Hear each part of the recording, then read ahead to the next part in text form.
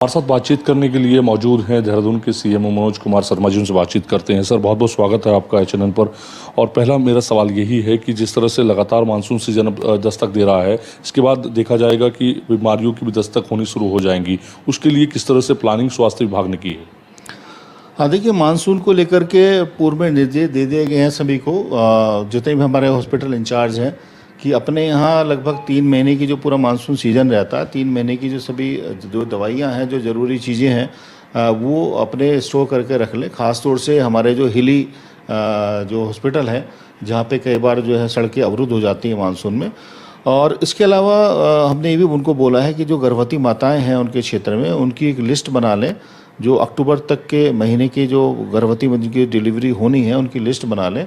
और उनकी expected date of जो डिलीवरी है, उससे 15 दिन पहले ही उनको कॉल करके उनकी एक प्लानिंग कर लें कि किस तरीके से वो उनको जो है जहाँ पे की चिकित्सा सेवाएं उनको उपलब्ध हो सकती हैं, वहाँ पे वो आ सकती हैं। उसके दो ही तरीके हैं, या तो उनका कोई अपना संसाधन हो वहाँ पे रुकने का, उसमें रुक जाएं, या हमारे जो अस्पताल हैं वहाँ पे भी अपने एक अटेंडेंट के साथ जो है वो आकर के जो डिलीवरी की डेट है उससे पहले 1 हफ्ते या 15 दिन पहले आकर के वहाँ रुक सकती हैं। वहाँ पे उनका खाना और अटेंडेंट का खाना जो है निर्देश दिए गए हैं कि वो उनको उपलब्ध कराया जाएगा, फ्री ऑफ कॉस्ट उपलब्ध कराया जाएगा। तो निर्देश उसमें दिए गए हैं। और इसके अलावा जो कई क्रॉनिक बीमारी से ग्रसित जो लोग होते हैं, जिनको लगातार अस्पताल में उपचार के लिए आता है, उनकी भी एक लिस्ट बनाने के लिए बोला गया है कि ऐसे लोगों को चिन्हित कर लें। और अगर कोई ऐसी चीज़ें होती है कि सड़क अवरुद्ध होती है, मार्ग अवरुद्ध होते हैं, और उनकी ये प्राप्त होता है कि भाई उनको इलाज नहीं मिल पा रहा है, उनको इलाज के लिए जाना है, तो प्रशासन की मदद से कैसे वहाँ से उनको इवैक्यूएट किया जा सकता है, अस्पताल तक लाया जाता है, उसकी प्लानिंग जो है वो समस्त करने के लिए इंचार्ज को, जो हॉस्पिटल इंचार्ज है, ब्लॉक इंचार्ज, उनको बोला गया। और सबने अपनी प्लानिंग वो प्रशासन के साथ कम्युनिकेशन करके की हुई है। पीएससी, सीएससी और कोऑर्डिनेशन की अगर हम बात करें तो उनमें किस तरह से दवाइयों की उपलब्धता की जा रही है? क्योंकि देखने को मिलता है कि कई बार डॉक्टर बाहर से लिख देते हैं, तो उसको लेकर आप मरीजों का एतराज़ रहता है। तो आप उसको किस तरह सुनिश्चित कर रहे हैं कि वहीं पर जो तमाम दवाइयाँ हैं वो उनको उपलब्धता हो जाए? देखिए, जो हमारा DVDMS पोर्टल है, उसी के थ्रू ही डिमांड सब अस्पताल, इवन CHO के लेवल तक जो डिमांड है हमारी, वो DVDMS पोर्टल के थ्रू ही होती है। उसके ही डिमांड के अनुसार जो है उसमें वहाँ पे उनकी सप्लाई की जाती है। तो ये डिमांड एंड सप्लाई का जो सिलसिला है, लगातार समन्वय के आधार पे जो है वो चलता रहता है। बीच बीच में कहीं पे किन्हीं कारणों से कुछ शॉर्टकमिंग होती है, दवाई की शॉर्ट हो सकती है, तो उसके लिए जो है हमने जो सभी को जो बजट मिलता है, स्टेट से बजट मिलता है, तो अपने लोकल लेवल पे दवाइयों को उनको परचेज किया जा सकता है। या किसी अस्पताल को लगता है कि उसके यहाँ जो स्पेशलिस्ट है, डॉक्टर है, वो किसी पर्टिकुलर कोई दवाई ज़्यादा लिखता है और वो हमारे सेंट्रल स्टोर से अगर नहीं मिलती है, तो उसको भी अपने लोकल लेवल पर वो खरीद सकते हैं। तो ये उनकी भी जिम्मेदारी है, जो इंचार्ज है, कि वो अपनी उपलब्धता बना करके रखें। जो दवाइयाँ हमारे लेवल पर स्तर हैं हम उपलब्ध कराते हैं, जो उनके स्तर पे अगर उनको चाहिए तो वो अपने स्तर पर उनको समय से उसकी उपलब्धता वो सुनिश्चित करनी चाहिए। और अगर फिर भी कोई ऐसी बात आती है कि कोई दवाई अगर वहाँ पे नहीं है और उसको मरीज को दिया जाना आवश्यक है, तो उस दवाई को जो प्रिस्क्राइब जो है वो सिर्फ जेनरिक नियम से ही किया जाना चाहिए, किसी ट्रेड नियम से उसको प्रिस्क्राइब नहीं किया जाना चाहिए।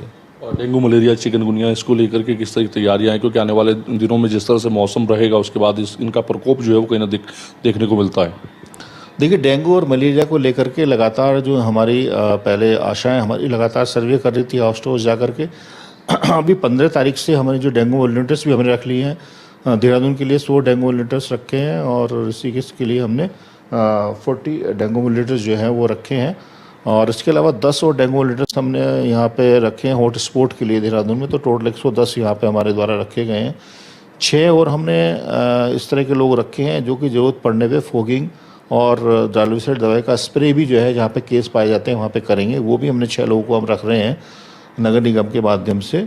तो ये सब तैयारी हमारी चल रही है। हाउस टू हाउस सर्वे हमारा चल रहा है। कहीं पे भी कोई लार्वा मिलता है, कोई केस मिलता है, तो हम कंटेनमेंट एक्टिविटी, निरोधात्मक एक्टिविटी करते हैं, जिसके अंतर्गत अगर कोई केस है कहीं पे तो वहाँ पे मच्छरदानी उपलब्ध कराना, ऑल आउट उपलब्ध कराना, मॉस्किटो रिपेलेंट क्रीम उपलब्ध कराना, आसपास के 50 घरों में सर्वे करना कि कोई सस्पेक्टेड बुखार या डेंगू का मरीज़ वहाँ पे तो नहीं है, और अगर है तो उसकी फिर जांच करवाना। ये कंटेनमेंट एक्टिविटी के अंतर्गत है। हमारा नगर निगम को हम निर्देशित करते हैं कि वहाँ पे वो आसपास के क्षेत्र में फॉगिंग करें, लाइव शेल्डर दवाई का स्प्रे करें। तो कहीं भी केस मिलता है, लार्वा मिलते हैं, तो ये कार्रवाई हमारे द्वारा की जाती है, नगर निगम के द्वारा की जाती है। इसके अलावा नगर निगम के द्वारा रोस्टर बना करके भी लगातार फॉगिंग और लाइव शेल्डर दवाई का स्प्रे जो है वो किया जा रहा है। तो ये लगातार तैयारी हमारी जो चल रही है। हमने जो है ब्लड बैंक और पैथोलॉजी लैब के साथ भी अपनी मीटिंग कर ली है, उनके रेट भी फिक्स कर लिए हैं, टेस्टिंग के रेट भी और प्लेटलेट के भी रेट वो फिक्स कर दिए, ताकि यूनिफॉर्मिटी रहे, कहीं ज़्यादा रेट लेने की शिकायत जो है वो प्राप्त ना हो। सबको बुला करके निर्देश दिए गए कि इस तरह की व्यवस्थाएं कहीं पे भी नहीं होनी चाहिए। हमने एक ग्रुप भी अपने यहाँ पे बनाया, व्हाट्सएप ग्रुप भी बनाया, जिसमें हमें डेली ये सूचना मिलती है कि कहाँ पे कितने ब्लड की ब्लड बैंक में उपलब्धता है, ताकि जरूरत पड़ने पे हम किसी को निर्देशित कर सकें कि भी वहाँ पे आप जो है ब्लड उपलब्ध कराओ। तो ये सारी चीज़ें हम लगातार मॉनिटरिंग कर रहे हैं। हमारी जो IDSP की टीम है यहाँ पर डिस्ट्रिक्ट में, जो हमारी डेंगू की टीम है, वेक्टर बॉर्न डिसीज की जो टीम है, वो लगातार जो है इसके डेली के डेली हमें आंकड़े उपलब्ध कराती है, और जिसकी हम मॉनिटरिंग प्रत्येक रोजाना शाम को करते हैं। मेरा अंतिम सवाल सर ये है कि कहीं पर अल्ट्रासाउंड देखने को मिलता है कि अवैध संचालन हो रहा होता है, कहीं ऐसे अस्पताल भी हैं जहां पर जो है तमाम खामियां जो है देखने को मिली। आपने हाल ही में कहीं निरीक्षण भी किए। इसके साथ साथ एक आयुष्मान को लेकर के बातें सामने आती हैं कि छोटी छोटी बीमारियों को लेकर आयुष्मान का जो है यूज़ होता है, और वहाँ पर जो है उनको बड़ी बीमारी दिखा करके कुछ अस्पताल जो है इसको अवैध रूप से इसका काम करते हैं। आपने कई जगह कार्रवाई की, किस तरह से अब इसका आगे का प्लानिंग आपने की है पूरी तरह से? देखिए, बिना रजिस्ट्रेशन कराए, क्लिनिकल एस्टेब्लिशमेंट एक्ट के अंतर्गत बिना रजिस्ट्रेशन कराए किसी भी अस्पताल का क्लिनिक संचालन किया जाना वो अवैध है। कोई भी अल्ट्रासाउंड सेंटर हो, CT सेंटर हो, MRI सेंटर हो, कोई भी डायग्नोस्टिक ऐसा सेंटर हो, उसको बिना PNDT एक्ट के अंदर रजिस्ट्रेशन कराए बिना चलाना जो है वो इलीगल है।